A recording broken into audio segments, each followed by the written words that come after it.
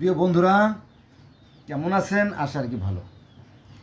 এই যে বিরাট বিশাল পৃথিবী, এই পৃথিবীর কতটুকু আমরা জানি, তাই না? যাক, আমি জগতের বিভিন্ন ধর্মের ছাত্র, আপনারা জানেন। আজকে অন্তত 25 থেকে 30টা ধর্মের যে প্রার্থনালয়, সেটা নিয়ে আলোচনা করব। চলেন শুরু করি। এর মধ্যে থাকবে ইসলাম ধর্ম, খ্রিস্টান ধর্ম, ইহুদি ধর্ম, পার্সি ধর্ম, বৌদ্ধ ধর্ম, সনাতন ধর্ম, মিশরীয় ধর্ম, সুমেরীয় ধর্ম, ব্যাবিলনীয় ধর্ম, জেরুজালেমের একটা ধর্ম ছিল এর আগে, তারপরে আপনার শামাস ধর্ম, ডগন ধর্ম, পার্সি ধর্ম, সনাতন ধর্ম, ইত্যাদি ইত্যাদি। চলো শুরু করি না। ইসলাম ধর্ম। ইসলাম ধর্মে প্রথম যে ইবাদত, সেটা শুরু হয় আপনার মাজার থেকে।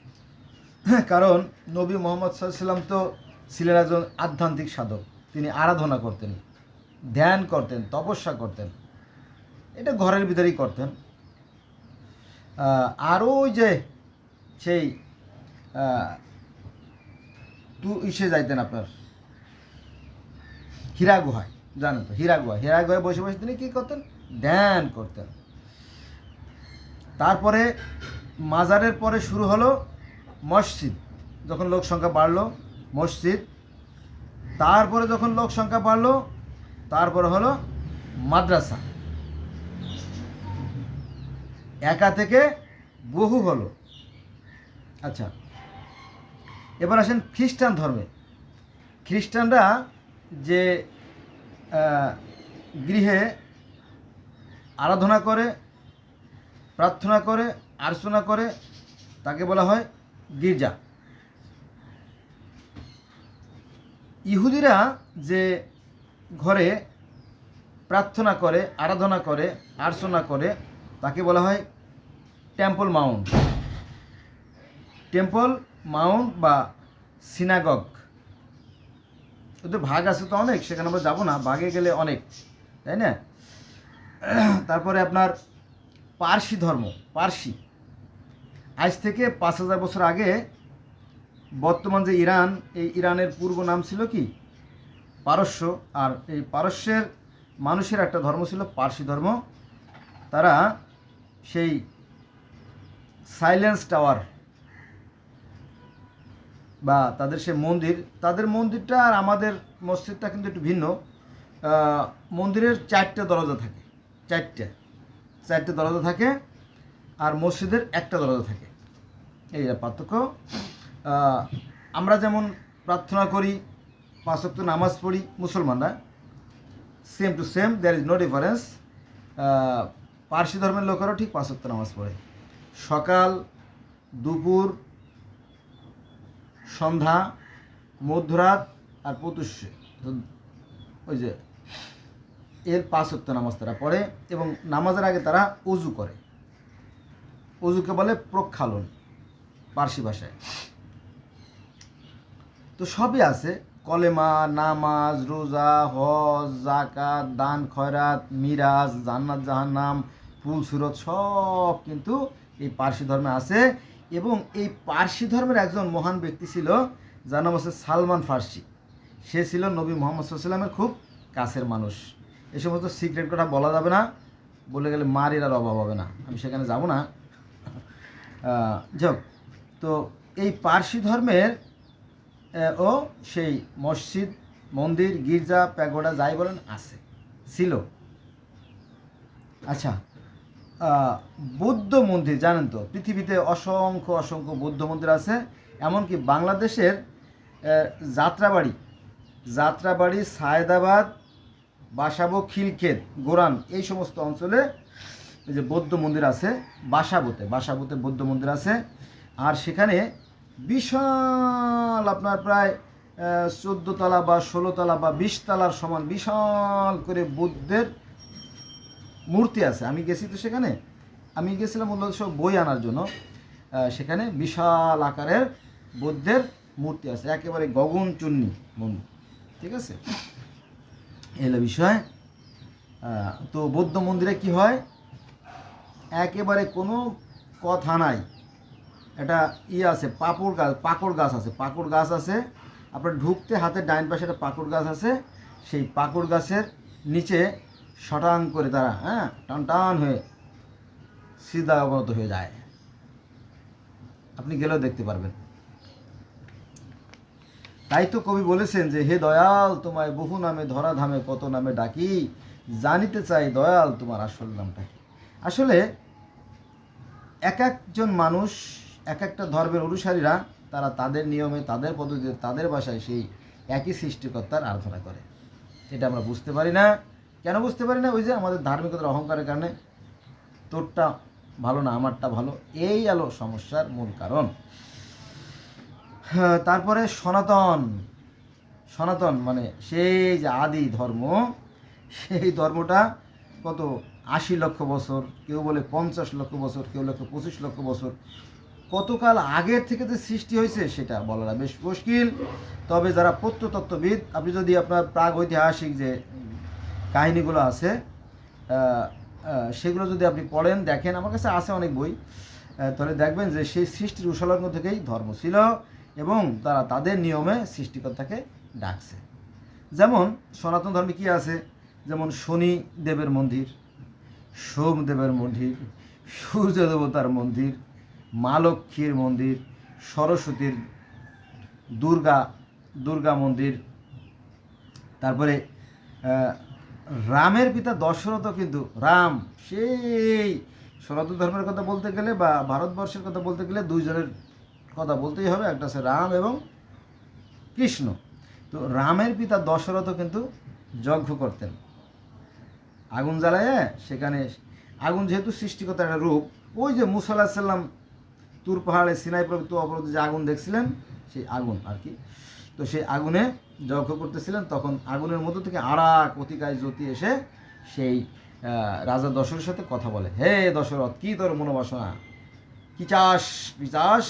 তখন বলে, হে ঈশ্বর, হে সৃষ্টিকর্তা, তুমি তো আমাকে সবই দিছো, রাজ্য দিছো, রাজ সিংহাসন দিছো, আমার সম্মান দিছো, অর্থ দিছো, যশ দিছো, সুনাম দিছো, আমার তিনটে স্ত্রী দিছো, আমার চারিদিকে পরিপূর্ণ, তার বোধ কি জানি নাই, কি জানি নাই, কি জানি নাই, কিসের জানি আমার একটা অভাব। বুঝতে পেরেছি, নে এই যে পায়েস, এই পায়েস দিলাম, তোর 3 স্ত্রীকে খাওয়াই দিবি, তাদের সন্তান হবে। সন্তানের অভাব ছিল, তো এই সন্তান যখন তাদেরকে পায়েস খাওয়াই দেওয়া হলো, তখন তাদের 4টে সন্তান হলো, রাম, লক্ষ্মণ, ভরত আর শত্রুঘ্ন, 4টে সন্তান হলো। এরকমটি আমাদের ইসলাম ধর্মে আছে, যেহেতু আমি মুসলমানের সন্তান, ইসলাম ধর্মেও আছে। যেমন মরিয়ম অর্থাৎ ঈসার মাতাকে বলছিল, তোর গর্ভে আমি আমার ইচ্ছা থেকে সন্তান দেব। কোরআনে আছে এই কাহিনী, যে আমি তো কোনো পুরুষের দ্বারা স্পর্শ পাই নাই, বলে যে না, এমনিই হবে, এমনিই হবে, খোদার ইচ্ছায় হবে। খোদার ইচ্ছে হতে কিছু করার নাই, খোদার ইচ্ছায় তার গর্ভে সন্তান হলো। তারপরে জাকারিয়া বা অন্য নবীরা আছে যে, হে সৃষ্টিকর্তা, হে আল্লাহ, আমার তো কোনো নাই, আমার তো কোনো আহলে বায়েত নাই, আমার তো কোনো বংশধর নাই, বলে যে যা, তোকে দিলাম, যে আমার এই বুড়োকালে কি সন্তান হবে? হয়, এই বুড়োকালেই তোর সন্তান হবে। এরকম তো অনেক কেরামতি, অনেক মজেজা, অনেক শক্তিমত্তা সৃষ্টিকর্তা দেখাইছেন। একবার একটু গল্প বলি। একবার মুসা আলাইহিস সালামরে এক মহিলা ডাক দিয়েছে যে, হে নবী, আমার তো কোনো সন্তান নাই, আপনি একটু আল্লাহর কাছে বলেন যেন আমার একটা সন্তান হয়। তো মুসা আলাইহিস সালাম আল্লাহরে বললো, হে আল্লাহ, এই মহিলার কি কোনো সন্তান নাই? বলে না, ওর ভাগ্যে কোনো সন্তান লেখা নাই। ব্যাস, নাই, তোমার ভাগ্যে কোনো সন্তান লেখা হয় নাই, বা দাও। এরপরে ওই যে আপনার ওয়াসকুরুনির নাম শুনছেন না? ওয়াসকুরুনি নবীর খুব প্রিয় একজন সাহাবী ছিল। তো ওয়াসকুরুনি একদিন ওখানে যাচ্ছিল আর বলছিল, আমারে যদি তোরা কিছু খাইতে দিস, আমি তোদের জন্য দোয়া করবো, তোদের লাড়কা হবে, লাড়কি হবে। লাড়কি মানে কি? ছেলে হবে, মেয়ে হবে, ল্যাড লার্স, ইংলিশে বলে ল্যাড লার্স, গার্ল বয় ইত্যাদি, যাক মেল ফিমেল আর কি। তো মহিলার তো সন্তান নাই, তার খাবারেরও অভাব নাই, তো বললো যে সন্তান হবে কিনা তা তো জানি না, দেখি ভিক্ষুক আসছে, এই 4টে রুটি দিয়ে দিলাম। তো 4টে রুটি দেওয়ার পরে ওই মহিলার পর 2 বা 4 বা 6টা সন্তান হলো। সন্তান হলে ওই সন্তানদেরকে নিয়ে একবার খেলাধুলা করতেছিল। তখন আবার মুসা আলাইহিস সালাম ওই পথে যাচ্ছিল, তখন ওই মহিলা মিটমিট করে হাসে। তুমি নিজের আল্লাহর নবী মনে করো, তুমি নিজে সরাসরি আল্লাহর সাথে কথা বলো, অথচ আমার জন্য তুমি একটা সন্তান দিতে বলে না? কোথার এক সিরা জামা পরা ফকির, তার দোয়াতে আমি আজকে সন্তানের মা হয়েছি। আমি আনন্দিত, আমি পুলকিত, আমি শিহরিত, আমি ধন্য নারী হিসেবে, আমি তাই না সন্তান জন্ম দিছি। আমার মা বলে ডাক দেয়, আমার পরাণটা ভরে যায়। তো যখন মহিলা মিটমিট করে হাসতেছিল, তখন মুসার সন্দেহ হয়েছে, কী ব্যাপার, এই মহিলার চিনা চিনা লাগে। তখন বলে, এই মহিলা কী ব্যাপার, তুমি হাসতেছো কেন? বলো যে না, হাসতেছি না, আপনি নিজের নবী দাবি করেন, আল্লাহর সাথে সরাসরি কথা বলেন, অথচ আপনার একটা যোগ্যতা হলো না আমার একটা সন্তান দেওয়ার, অথচ এক ফকিরের দোয়ায় আমার 2, 4, 5টা সন্তান হয়েছে। তখন লজ্জায় পড়ে গেছে। তখন আল্লাহর কাছে, হে আল্লাহ, তুমি খালি আমারে লাঞ্ছিত করো, অপমানিত করো, ঘটনা কি? বলো যে, কে বলছে তোমার লাঞ্ছিত অপমানিত করি? বলো কেন, ওই যে মহিলা, আপনি বললেন যে এই মহিলার কোনো সন্তান নাই, অথচ এখন বলতেছেন যে মহিলার, এখন দেখতেছি যে মহিলার অনেকগুলো সন্তান। বলো যে আচ্ছা, তোমার প্রশ্নের উত্তর আমি দেব, আগেই করো, একটু মানুষের মাংস নিয়ে আসো, আমি একটু মানুষের মাংস খাবো। তো বলো ঠিক আছে। তো মুসা আলাইহিস সালাম একটা প্লেট নিয়ে একটা ছুরি নিয়ে ঘুরতেছে, খালি মানুষের মাংস খোঁজে, কোথায় মানুষের মাংস পাবো, কে আমার একটু মানুষের মাংস দেবো, কে আমার একটা মানুষের মাংস দেবো। এগুলো দেখে ওই যে অস্ক্রণী যে পাগলা, সে তো খেয়াল করছে, এই মুসা তুমি কই যাচ্ছ? বলো আর বলো না, আল্লাহ পাক মানুষের মাংস খাবে, আল্লাহ পাক মানুষের মাংস খাবে, সে কথা আমারে বলছে, এই জন্য প্লেটার ছুরি নিয়ে ঘুরতেছি, কোথায় একটু মানুষের মাংস পাবো। তাই ভালো কথা, কোথার থেকে খাইতে চাইছে? তা তো বলে নাই, এমনি মানুষের মাংস খাইতে চাইছে। তুমি পেঁচাও না কথা, সহি শুদ্ধ করে বলো কোথায় পাওয়া যায় মানুষের মাংস। বলো দেখি তোমার ছুরি কাছি। তুমি ছুরি কাছিতে কী করবা? বলো দাও না তোমার ছুরি কাছি। চোরটা কি দেন, ফহিরের বাড়ি চোর। তো বলো যে এ কী করবা? বলো যে এই দিক দাও। তো বলো তুমি কি মাংস দেবা? বলে হ্যাঁ আমি দেবো। তোমার শরীরে তো মাংস না, খালি আড্ডি। বলে যা আছে আমি তাই দিয়ে দেবো। ছুরি দিয়ে কেটে কেটে তার শরীর থেকে মাংস দিতে। তো এই মাংস নিয়ে আল্লাহর দরবারে হাজির হয়ে গেল মুসা আলাইহিস সালাম। তো আল্লাহ জিজ্ঞেস করলো, হে মুসা, এই মাংস তুমি কোথায় পেলে? বললো যে ওই যে অস্ক্রুনি সে মাংস দিছে। তো মুসা, আমি যখন মাংস খেতে চাইলাম, তুমি কি বলতে পারতে না যে আমার দেহে মাংস আছে, আপনি কোথা থেকে খাবেন, খান, তুমিও তো মানুষ, তোমার দেহে তো মাংস আছে, পারতে না খাইতে দিতে? তখন মুসা আলাইহিস সালাম হয়ে গেছে, থেমে গেছে। বলে তাই তো, আমিও তো দিতে পারতাম। তো এই মাংস কে দিয়েছে? অস্ক্রুনি দিয়েছে। হ্যাঁ, তো মুসা, তো এই অস্ক্রুনি আমার কাছে এই মহিলার জন্য সন্তান চাইছিল, আর আমি দিতে বাধ্য হয়েছি। যাক বন্ধুরা, মূল কথায় যাই। তাহলে আমরা দেখলাম ইসলাম ধর্মে প্রথমে ছিল মাজার, মাজার থেকে পরে আসলো মসজিদ, মসজিদ থেকে এখন মাদ্রাসা সবচেয়ে বড় জামাত হয়, জানেন তো? মাদ্রাসায় কারণ এখন তো অনেক মানুষ বাড়ছে, সংখ্যা বাড়ছে ইত্যাদি আর কি। তারপরে খ্রিস্টান ধর্মে গির্জায় তারা তাদের সম্মেলন হয়, তারা সেখানে নামাজ পড়ে। ইহুদিরা টেম্পল মাউন্ট বা সিনাগগে তারা নামাজ পড়ে। পার্সি ধর্মের অনুসারীরা তারা তাদের মন্দিরে বা সাইলেন্ট টাওয়ারে অবশ্য মানুষদের দাফন দেওয়া হয়, মানুষকে রেখে দেওয়া হয়, পশু পাখিতে খায়। যাই হোক, এটা চলে আসছে কথাটা। তো সেই পার্সি ধর্ম অনুসারীরা ও সৃষ্টিকর্তার আরাধনা করে।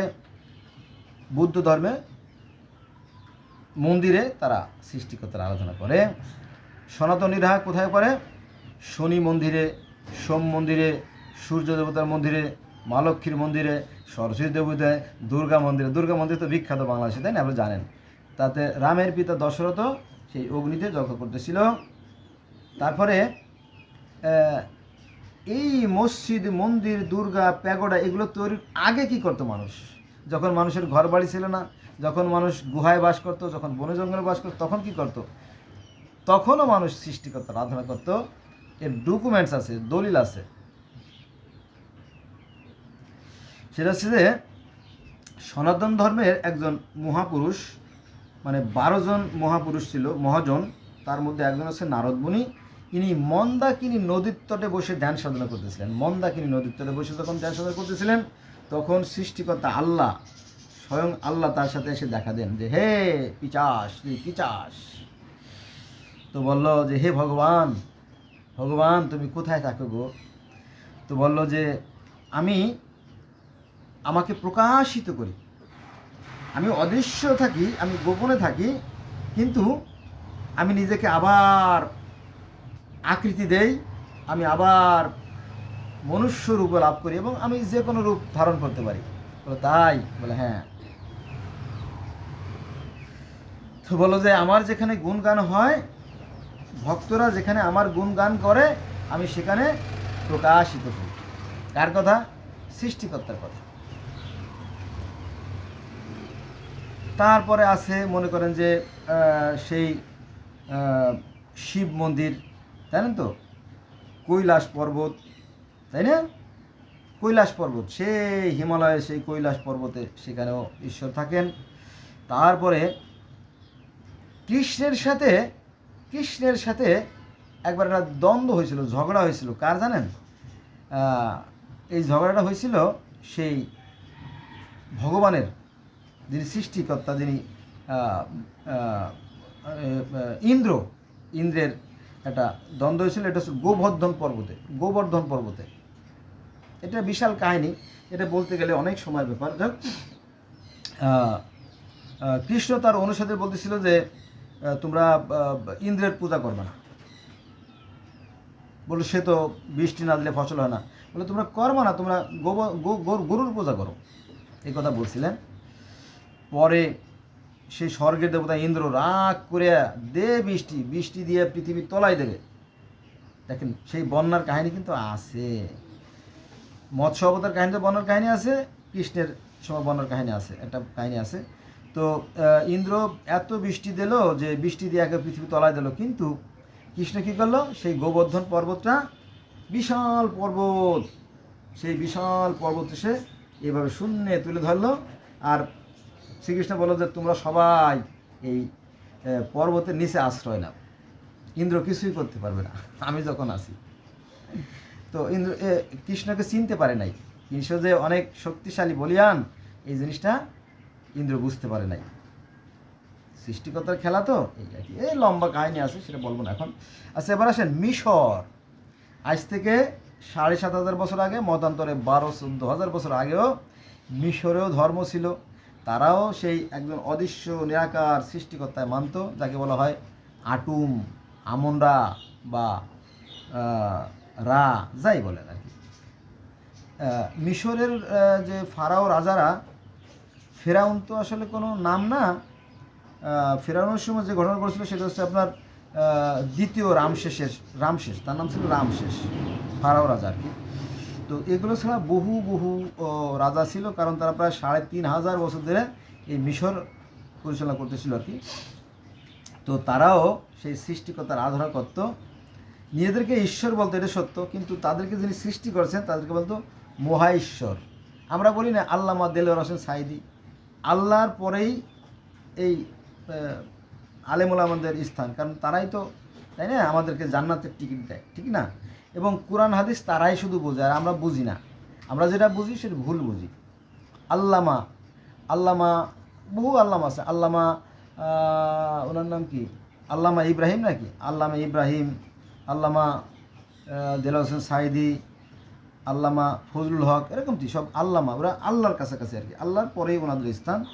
তো তাই যদি হয়, তাহলে মিশরীয় ফারাও রাজাদের দোষ কোথায়? তারাও নিজেদেরকে বলতো ঈশ্বর, আর তাদেরকে যিনি সৃষ্টি করেছেন তিনি হচ্ছেন মহা ঈশ্বর।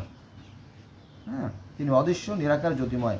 এবং তার আছে 4 জন জ্ঞানের দেবতা, হু, শেহা, শেহেম, হেহ, এই 4 জন হচ্ছে জ্ঞানের দেবতা। তাদেরকে বললেন যে, এই 4 জন দেবতাকে বললো যে তুই একজন সৃষ্টি করো, একজন পালন করো, একজন ধ্বংস করো, একজন মেসেজ দাও, রেজাল্ট দাও।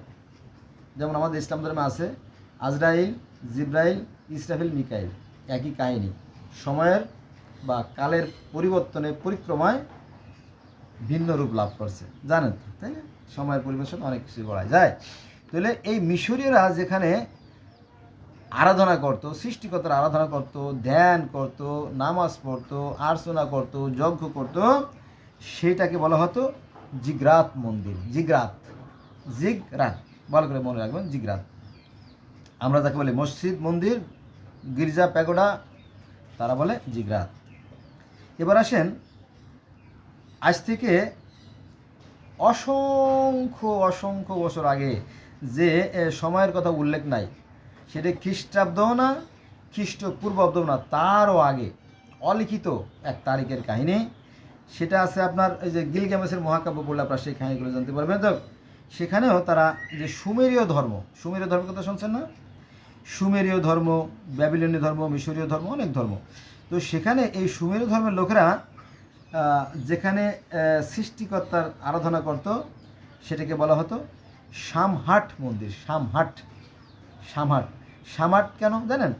এই সামহাট শব্দটা আসছে শামাস থেকে।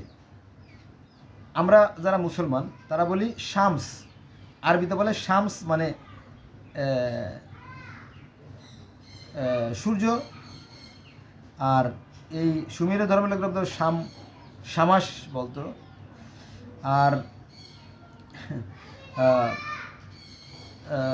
এই যে বর্তমান যে ফিলিস্তিন, জেরুজালেম, লেবানন, সিরিয়া, জর্দান যে অঞ্চলটা না, এখানে আজ থেকে 6000-7000 বছর আগেও মানুষ বসবাস করত। তখন তারা সালেমের পূজা করত। সালেম মানেও সূর্য, সামাট মানেও সূর্য, শামস মানেও সূর্য।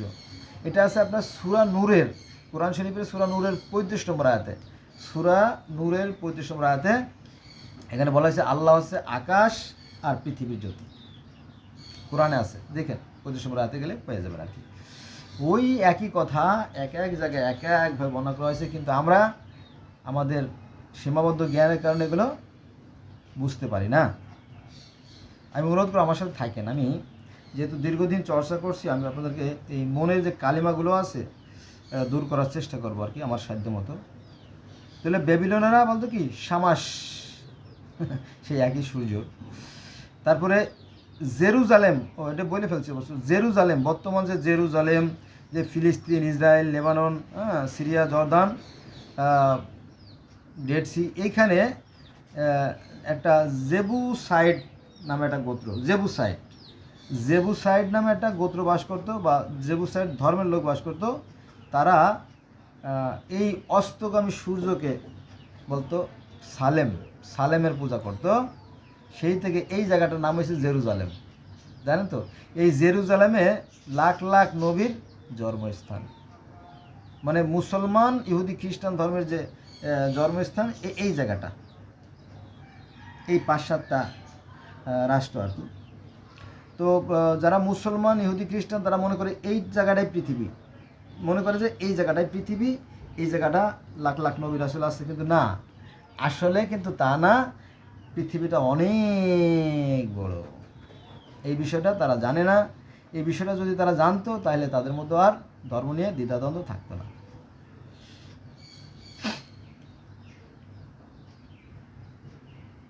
আচ্ছা, মিশরের কিন্তু আরও কিছু ধর্ম ছিল, প্রাচীন ধর্ম।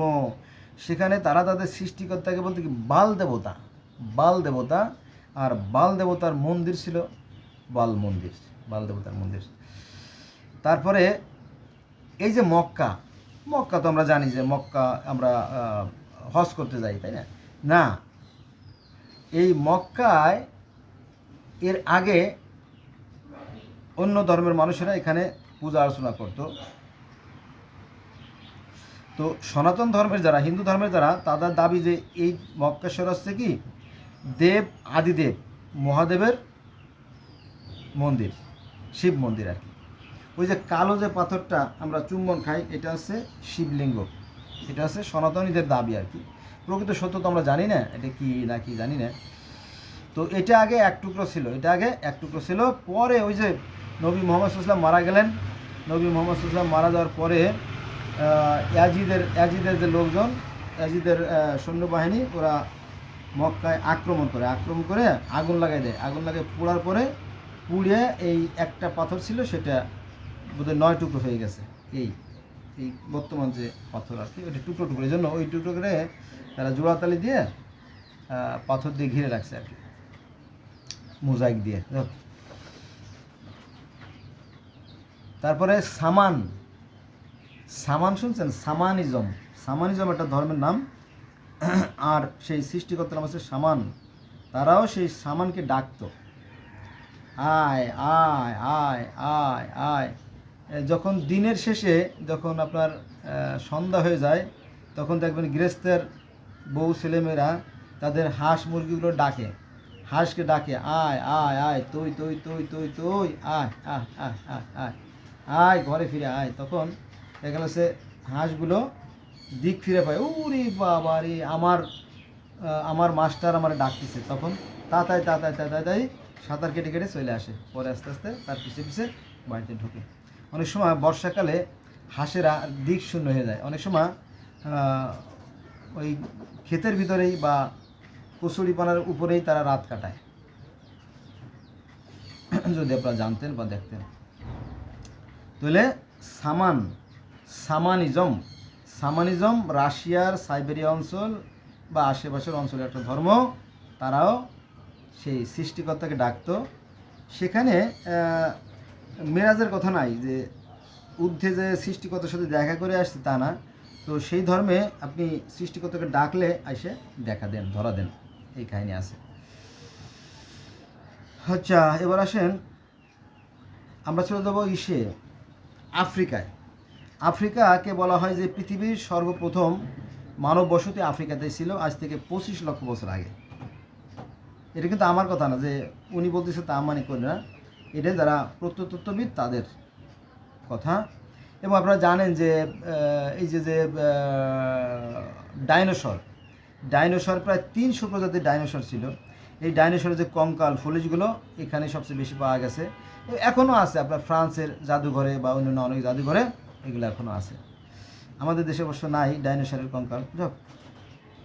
তো এই আফ্রিকাতে অনেকগুলো ধর্ম আছে, যেমন ডগন ধর্ম, ফান ধর্ম, জুলু ধর্ম, রাস্টাফারি, কিন্তু অনেক ধর্ম আছে এবং তাদেরও আলাদা আলাদা আলাদা আলাদা আলাদা আলাদা আলাদা বহু বহু ধরনের মন্দির আছে। সেখানে তারা তাদের সৃষ্টিকর্তাকে ডাকে। এবং তারও আগে এই যে ফান ধর্ম, তাদের বিশ্বাস যে সাইরাস তারা সেই নক্ষত্র থেকে বহু যুগ আগে একদল দেবতারা আসছিল, তারা এসে পৃথিবীতে এই মানুষ রচনা করে গেছেন। এবং তারা প্রতি 60 বছর পর পর সেই পাহাড়ের চূড়ায় যায় চলে 3-4 মাসের খাবার নিয়ে, সেখানে তারা অবস্থান করে এবং সেই সাইরাস তার সাথে কথা বলে, যারা ধর্মগুরু। তো সাইরাস তার সাথে কথা বলার পরে তারা আবার পৃথিবীতে ফিরে আসে। পৃথিবীতে ফিরে আসার পরে যারা সাধারণ মানুষ তাদের সাথে কথা বলে, কি কথা হয়েছে সেই সৃষ্টিকর্তার সাথে, ঈশ্বরের সাথে, আল্লাহর সাথে, সেই কথাগুলো বলে। এই প্রচলন এখনও আছে, যদি আপনারা জানতেন। এবার আসেন আমাদের, যেহেতু মুসলমানদের যে নবী মুহাম্মদ সাল্লাল্লাহু আলাইহি সাল্লাম, উনি তো আপনার সেই হীরা গুহায় ধ্যান করতেন, ধ্যান করে 15 বছর ধ্যান করতে করতে করতে করতে করতে করতে করতে করতে করতে করতে তারপরে আল্লাহ পাক তার প্রতি দৃষ্টি দিলেন এবং জিবরাইল পাঠিয়ে দিলেন, যাও দেখো কি চায়, তাই না?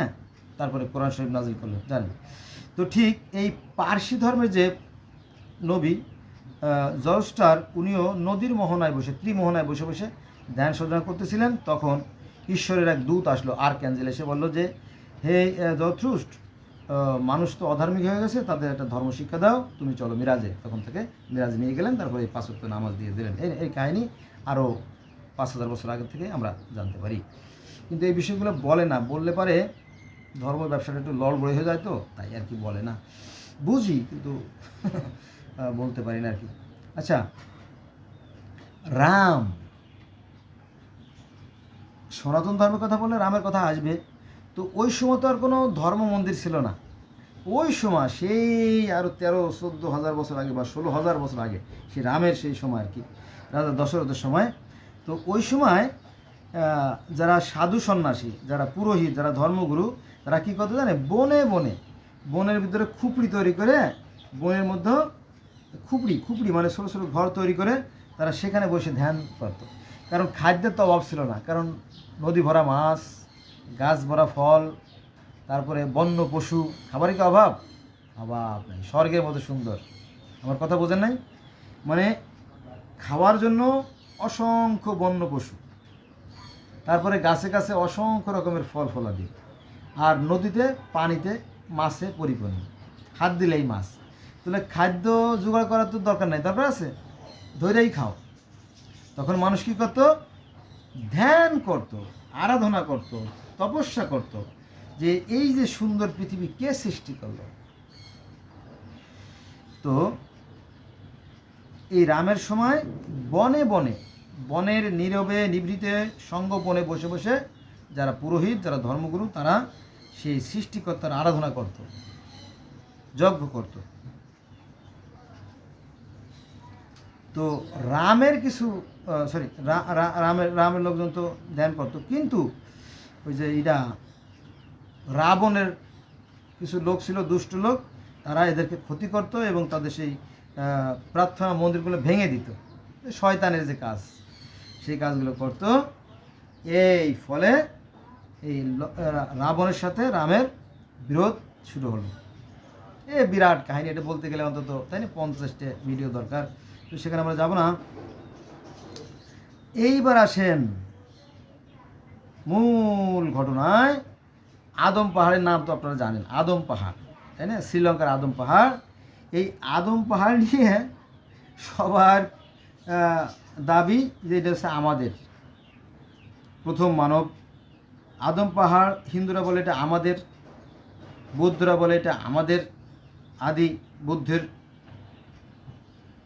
পায়ের ছাপ, ইহুদিরা বলে আমাদের প্রথম পিতার ছাপ, খ্রিস্টান বলে আমাদের প্রথম পিতার ছাপ, আর মুসলমান বলে আমাদের পিতার ছাপ। এখন এই একই আদম পাহাড় নিয়ে যত ধর্ম আছে সবার ভিতরে দ্বন্দ্ব। এ বলে আমার একা, ও বলে আমার একা। ওই জমির মতো, যেমন দাদার কালে একটা জমি ছিল বিশাল লম্বা, বাবারা ছিল, চাচারা ছিল 5 ভাই, সেইটা 5 ভাগ হয়ে গেছে। আবার আমরা হয়েছি 5 ভাই, সেটা আবার 5 ভাগ হয়ে গেছে, মানে 25 টুকরো হয়ে গেছে। এখন জমির পরিমাণ কি ছোট্ট হয়ে গেছে, তাই না? আমাদের মনও তেমন ছোট হয়ে গেছে, এটা। আচ্ছা, আর একটা বিষয় আপনারা জেনে থাকবেন যে ভারতে হযরত আদম আলাইহিসসালামের যে সন্তান, হযরত আদম আলাইহিসসালামের যে সন্তান শীষ নবী, তার মাজার আছে ভারতে, নিশ্চয়ই আপনারা জানেন।